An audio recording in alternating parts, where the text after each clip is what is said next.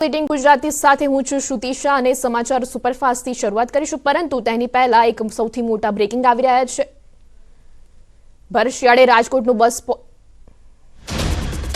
સંસદના હુમલામાં દિલ્હી પોલીસ આરોપીઓને લઈને ગાંધીનગર પહોંચી છે, ત્યારે ગાંધીનગર એફએસએલમાં આરોપીઓની થશે તપાસ। તમામ આરોપીઓનો નાર્કો ટેસ્ટ કરવામાં આવશે અને એફએસએલની ટીમ હાલ તપાસ કરી રહી છે। નિવેદન સાચા છે કે ખોટા તેની તપાસ કરવામાં આવશે। હાલમાં પોલીસે સવાલોની યાદી તૈયાર કરી છે। 13 ડિસેમ્બરે સંસદમાં કેટલાક લોકોએ હુમલાનો પ્રયાસ કર્યો હતો। આતંકી હુમલાની વરસીના દિવસે જ અજાણ્યા વ્યક્તિએ વિઝિટર ગેલેરીમાંથી ગૃહમાં પ્રવેશ કર્યો હતો। સંસદની કાર્યવાહી દરમિયાન 2 લોકો પ્રેક્ષક ગેલેરીમાંથી સીધા નીચે કૂદી પડ્યા હતા અને ગેસનો સ્પ્રે કરવાનો પ્રયાસ કર્યો હતો।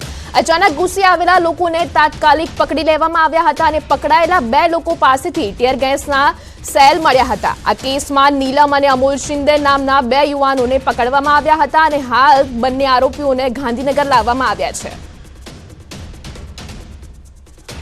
તો હાલ સંવાદદાતા નવીન ઝા આપણી સાથે જોડાઈ ગયા છે।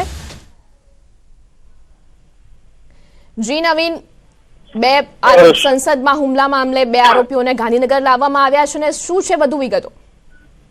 શ્રુતિ, 2 નથી પરંતુ વધારે લોકો છે જે આરોપીઓ છે તે તમામ આરોપીઓ જે રીતે લોકસભાની અંદર તે લોકો ઘૂસીને અને જે રીતે ટીયર ગેસ ફટાકા ફોડવાની જે કોશિશ કરી હતી, જેને લઈને 2 આરોપીઓ પહેલા પકડાયા હતા, ત્યારબાદ તમામ લોકો પકડાઈ ગયા હતા। આ કેસની અંદર તમામ લોકોને ગાંધીનગર લાવવામાં આવ્યું છે। દિલ્હી સ્પેશિયલ ટીમે આ તમામ લોકોને ખૂબ જ સુરક્ષા વચ્ચે ગાંધીનગર લઈને પહોંચી છે અને આ તમામ લોકોનું નાર્કો કરવામાં આવશે, કારણ કે એ લોકો જે નિવેદન આપી રહ્યા છે કે તેમને એક પ્રસિદ્ધિ મેળવવા માટે આ પ્રકારનું કૃત્ય કર્યું છે। તેમને ખબર નહોતી કે આ એક એટલો મોટો ગંભીર ગુનો બની જશે, પરંતુ જે રીતે તમામ લોકોએ આ કેસની અંદર સાચું બોલી રહ્યા છે, ખોટું બોલી રહ્યા છે, એ તમામ વસ્તુને જાણવા માટે તે લોકો નાર્કો કરવામાં આવશે અને એને લઈને દિલ્હી પોલીસની ટીમે એક સવાલની લિસ્ટ તૈયાર કરી છે અને તમામ લોકોની જે છે પૂછપરછ કરવામાં આવશે અને નાર્કોની અંદર અનેક માહિતી સામે આવી શકે તેમ છે। જી, આભાર નવીન।